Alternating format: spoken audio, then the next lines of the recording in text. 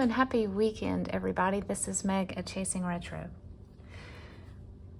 Today's video will be a rather large haul from a variety of different places that I went to last week. Some of it was planned, some of it was spontaneous, which is often the most fun kinds of shopping trips to do. Our daughter and one of her friends wanted to go thrifting, and her friend had never been thrifting before, so I reluctantly went along. I'm just kidding. It was a lot of fun. So it was pouring down rain that day, so none of the stores were crowded. It was great. But I'm going to show you a few things that I bought in regular stores as well. I went to Marshall's, and the Dollar Tree. And, oh, I did go to Michael's. I forgot. Michael's. And then I went to a couple of thrift stores. And then I went to an antique store, Antiques and Collectibles, it was called. And then last but not least, yesterday we went to an estate sale that popped up. And it was not a very well advertised sale. So again, I don't think many people knew about it. But I did find a couple of treasures there. So let's start with Marshall's first. I only bought one thing at Marshall's, I think this is it. I don't know why I can't stop buying napkins now. It's becoming a problem, but these, so normally the kind of napkins I buy are tiny florals. I love it when I find those. And you probably remember me finding a couple of those at Marshall's recently, but I had not seen this one yet. These are peach, and they just look very 70s to me. I'm a little bit wondering how the white will do with decoupage. I will have to decoupage it onto something white, but to be determined how this comes out. For $2.99, I thought it was worth a risk getting it. They're so cute. Right next door to Marshall's, as is often the case, was Michael's. And my daughter needed some things for her jewelry making, but I grabbed these two items. I had not seen these before. They were in the spring section. They are just little floral accents. And I have seen videos where other people had taken Dollar Tree flowers and taken the petals off of them and layered them with glue onto cards and tags. And I thought it was very pretty. My Dollar Tree did not have any pretty colors right now. They were still kind of fallish looking. I don't know if the spring hasn't come out yet or what, but I found this and it was in a mixture of pink and yellow, and they also had a blue and purple, I think. So I thought these would be really pretty taken apart and layered. Take the little hard plastic piece out and use all the other little silk part. And that was 40% off, as is all their spring. Now this is, I have this idea about a journal I want to make, and this is just to be used as is to tie on top of the journal in the tie. So I cannot give more details other than that right now, but it's just a lovely little spring sprig of flowers and berries. And it's bright yellow, which is my favorite. At the Dollar Tree, I found this, which is not junk journal related, but I am going to hang it on my wall next to my sewing machine. It is very retro looking. I got it because of the 70s colors and of course the gold glitter. I thought it was really cute. This was a set of mini notepads. They had this coral color. They also had a turquoise blue and a bright yellow. I don't know if y'all have seen these yet in your stores. These are not sticky. They do have a sticky note version, but I love to just tear these off and either stamp the corner or put a sticker or something down here, or a little fussy cut and tuck it into a small pocket or envelope. I did pick up two blank journals that are called journals, and I just got them because of the paper. Look, yellow stripe. I have never seen anything like this. Normally they're either just plain white or the dot grid or the lined, like the notebook type lined, and this one, y'all, is pink lines. So if y'all see these in your Dollar Tree, There's probably other animal prints. This is giraffe, I'm guessing. So I'll probably use this in my giraffe journal somehow, take the cover off. But if there are other prints, maybe there's a zebra, I don't know. This is all we had at ours. But check the inside because the pages may not be white. Unless you like white pages, then by all means, buy white. I forgot about this. I did run in the library to get a hold that I had placed, and on the donation table, library bookstore donation table, was this. And my kids have this fascination with Kermit. I don't know. I think it's something with their generation. And I think their generation is sort of liking the things from the 80s and 90s, which is kind of cool because it's kind of like paying homage to the generation their parents grew up in. But they thought this was really funny, and we're going to look through it, and then when we're done looking through it, we're going to, I think this is from The Great Muppet Caper, which is my favorite Muppet movie.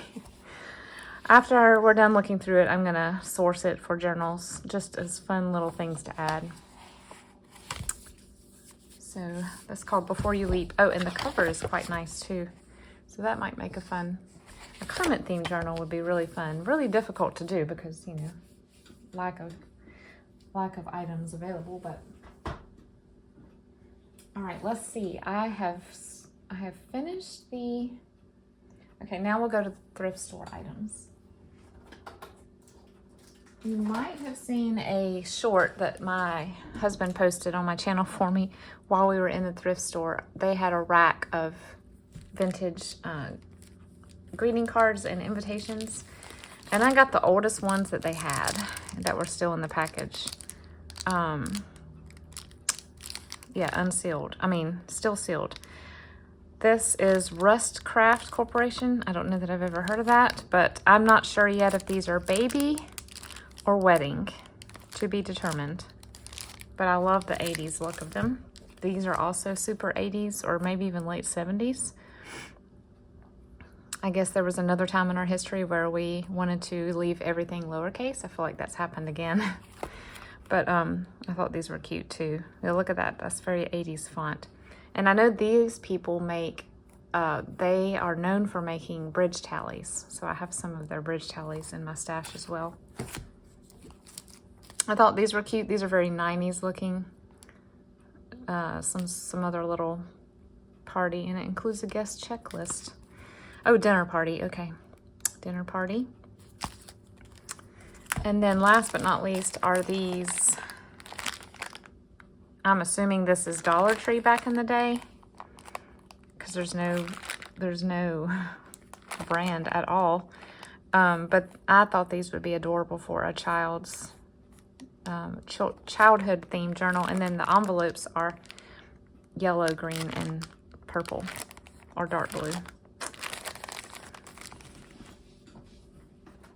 I grabbed a couple of sets of stamps. I normally don't buy stamps, but these were Stampin' Up, and they are 98 and 99. No, some of them say 93. Let's just say 90s. But these are called, I had to look them up. It's very hard to find information on Stampin' Up online. I think these are called Perfect Posies or something posies. But they're basically build your own flower stamps. And I have a set of Martha Stewart ones that are like that too, and I love them. I love using them. So I thought these would be adorable. There's not that many pictures online either of how people have used these. So if y'all have this set, then show me what I can make with these other than just like, you know, a row of flowers at the bottom of a page. And then I also grabbed these. These are, I think these are called From the Heart. So it's like a correspondence themed, sort of a country themed kit. And we have a little heart and a bird. And then we have a puppy. I got it really for the puppy and cat, but I'll use all of them. That's very stuck in there. So there's a puppy and a cat, and then a mailbox, and a little girl and little boy holding hearts and that very 80s looking wreath. I got 2 rolls of wallpaper. This is very 90s, but I thought to me, I think it could also be 50s, because a lot of times in the 50s you'll see wallpaper with bows like that, and of course the pink. If it weren't for the super mauve in the hunter green, that it would feel more 50s. But I will still use this in my 50s theme journals, as well as my house and home theme journals. I really just need to sit down one day and do a mass make session of ephemera using wallpaper, because I have so much just sitting over here that I always forget about, and you can do so much more with it other than just putting it in a book as a page. Maybe I'll have y'all come along with me that day that I do that. And then I found one that was not opened. This is very dark green with, I love it when it looks like it's stamped with like wet ink. So it's got mauve and baby blue, little tiny tulips and bows. I love this so much. I have more than enough to share, so I might put some more wallpaper in my shop. It has sold in the past well for me. Now that I have a lot of these 80s country themed, just traditional homey cozy prints, I might do that. And then last but not least, in the wallpaper, I got this very 90s, 86,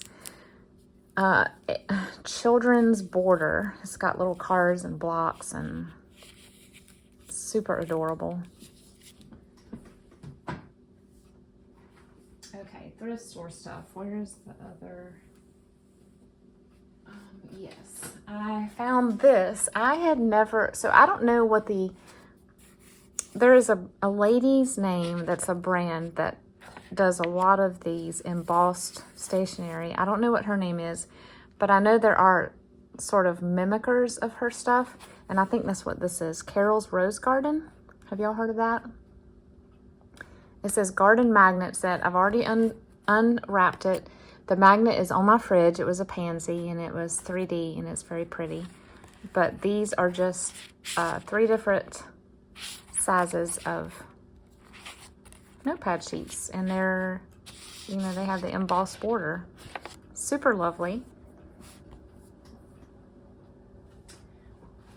Also from the thrift store, I found these sentence strips. These are going to be a little bit of a challenge to use, but I am excited about them.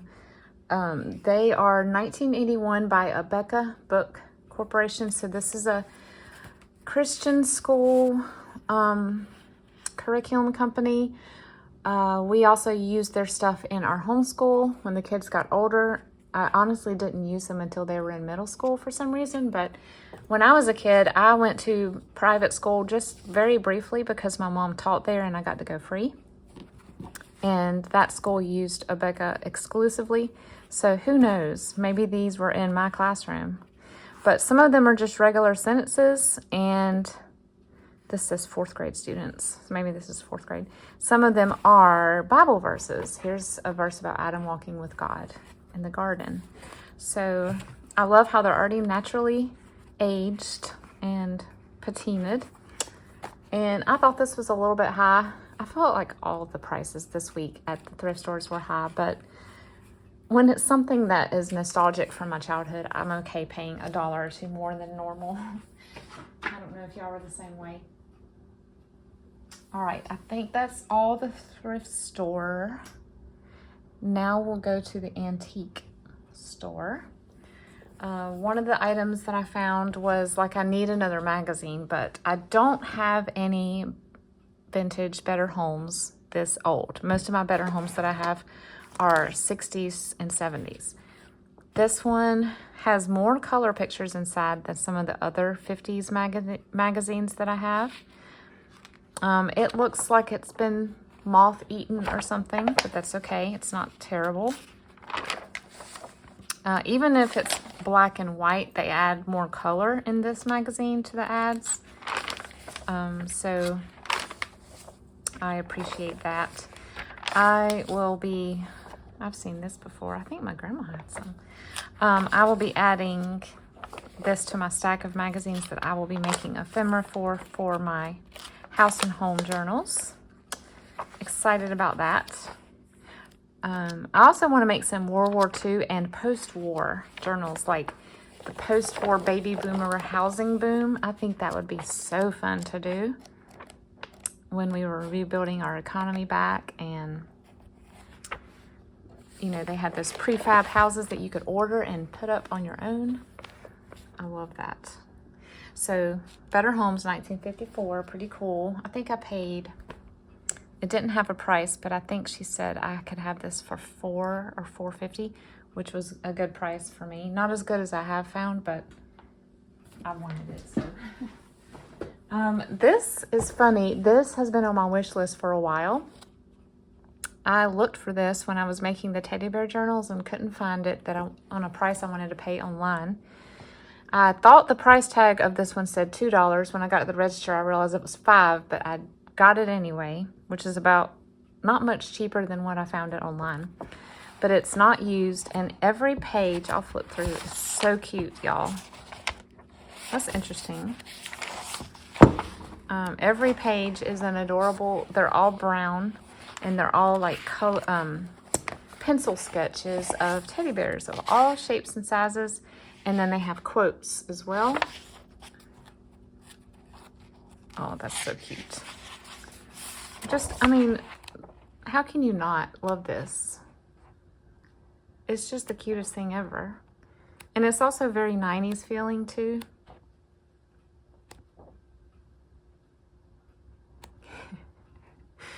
It looks like my sister, my sister's favorite stuffed animal growing up was a bear named Honey Joe. And I think that was his original name. He was made by Dakin. And he had a red bow tie. And she loved him. She still has him. Oh, look, a little computer. So yeah, if you ever see one of these, grab it. They are cute to use as is, but I will also be using these in my journals if I make more teddy bear journals or just childhood themed journals. Let's see what the publication date would be. 83, I was about to say, feels 80s. And it is printed in the US. For some reason I thought it was UK, but it's not. I got several books at this antique shop. They had this little room in the back that they had just filled with books on all three sides. There was only enough room for 1 or 2 people in this little nook. It was basically a closet. And so I went in there and I saw this, y'all. Y'all might have seen this in my community post. I fully expected to open this book and it be $10 or more, because these books hold their value, the Barbie ones, and they're just highly desirable. I knew I would not find it for that price. That looks like the original Kmart tag or something. Well, I opened the book and I saw the name Natalie. And I was like, well, there's no price, but it is impeccable. So I kept flipping and like, no price. So as often happens to me in any antique store I go into, I have this habit of finding things without prices on them. And it could be good and it could be bad. Sometimes it's in my favor. Sometimes it's, you know, I have to say no when I get to the register. So I asked, well, let me first show you this. This is a mimeograph page that was in here. Love it. I got to the register and she said, oh, because so many people tend to lose the tags out of books or rip the tags out of books and then say they couldn't find a price. She said this seller puts all of her prices on page 55, which is something that really only the shop owner should know, but she told me about it. We turned to page 55 and look. I'm serious, y'all. I almost fell on the floor. I was like, certainly that says 10. I'm just imagining a 0 after the 1. Nope. It was $1. In my wildest dreams, I would never expect to find this book for $1. I have another Barbie book, the New York one, and I paid considerably more than $1 for it. So, not complaining about this. This will be made into a Barbie journal eventually.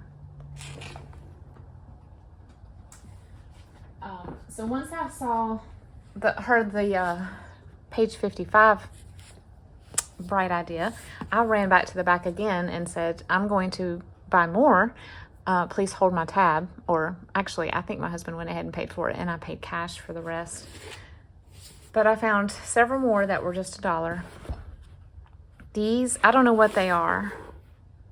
William Morrow. So I don't know. It's almost like,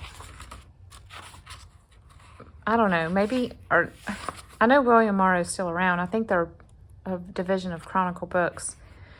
But I don't know, or maybe these were like a book club or something, because they all kind of look the same. But the covers, the colors on them, and the type of art is my favorite.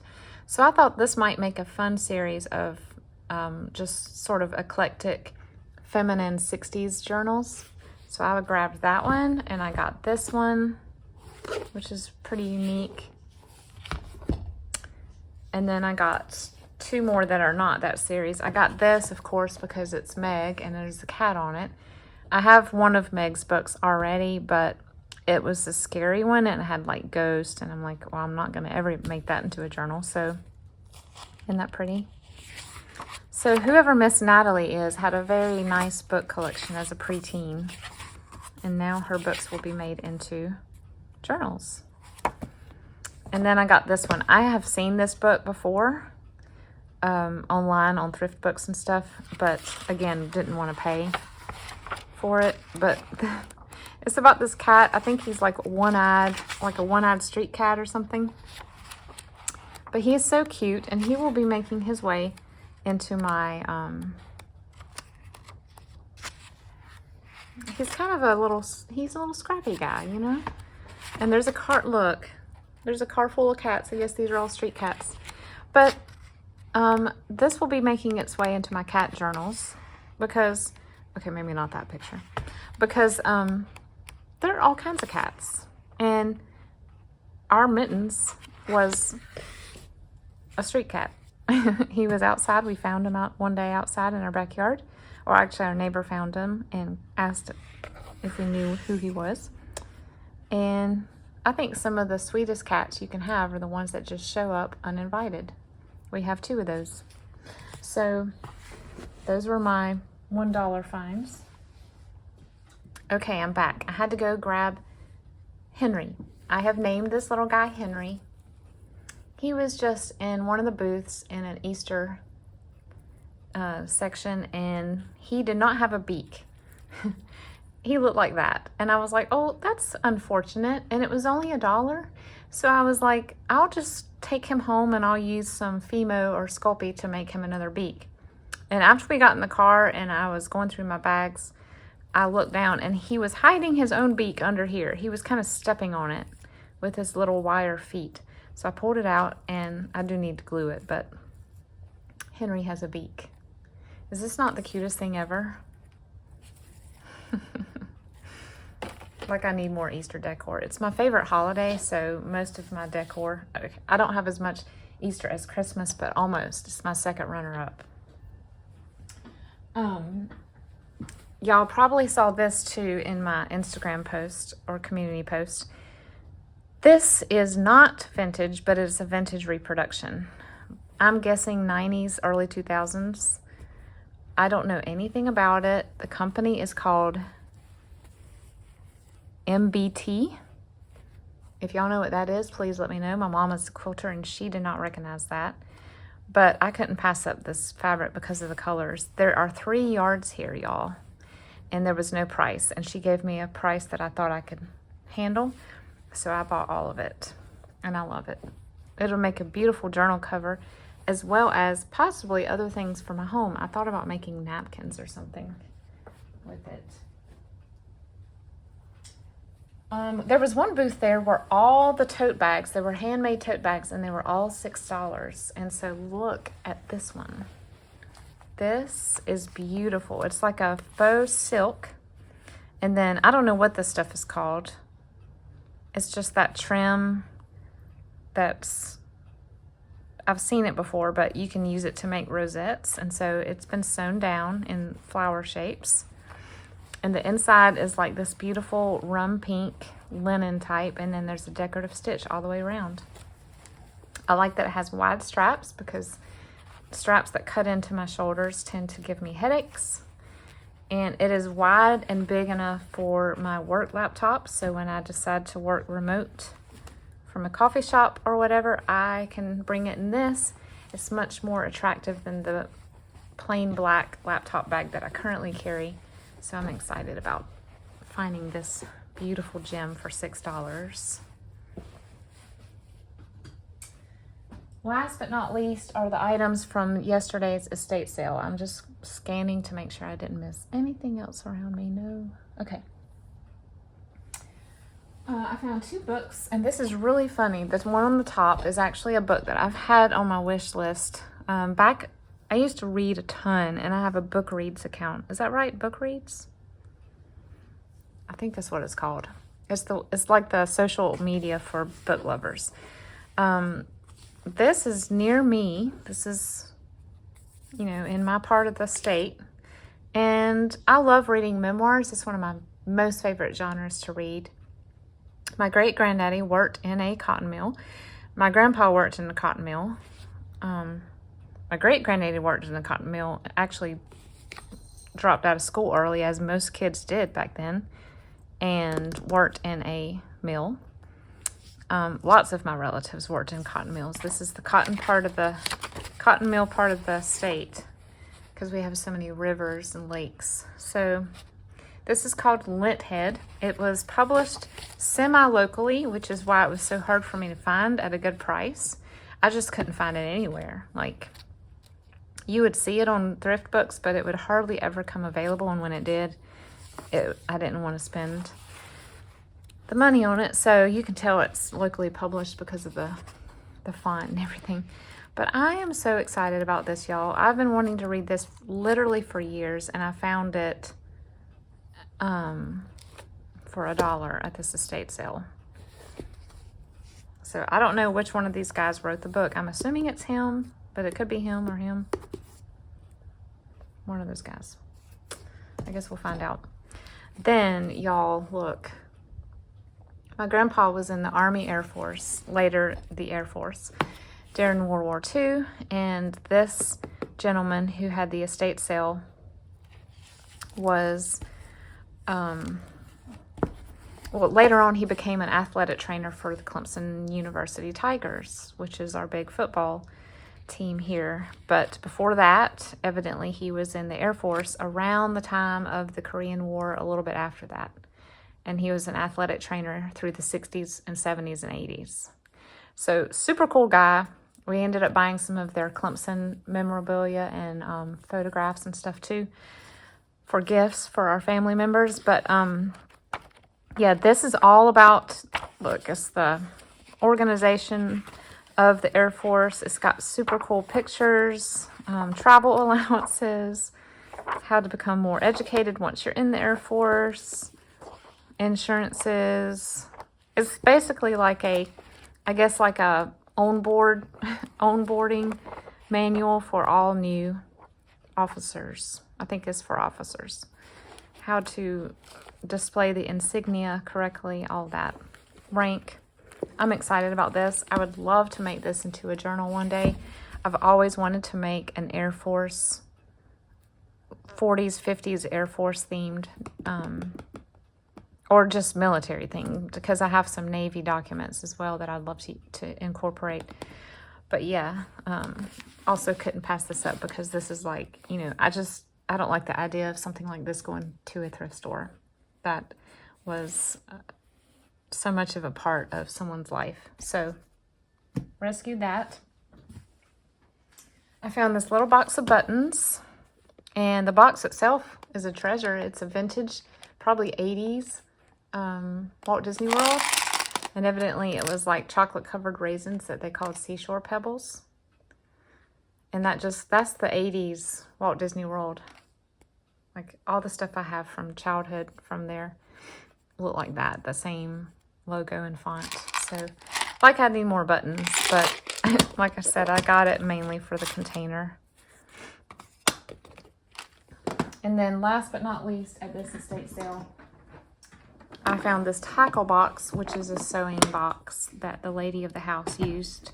They also had her sewing machines for sale, but I don't need any of those. I hope they sold, because they were nice. They were 2 singers. But in here is some beautiful thread. I don't mind using vintage thread in my machine. I just clean it between projects because it does produce a little more lint, especially the 100% cotton. But some of these are not even used. Some of them are about half used. And then one of these yummy, super broken in tape measures. And then, like I said, it's a tackle box, which is a brilliant idea. And then we have some very old Singer oil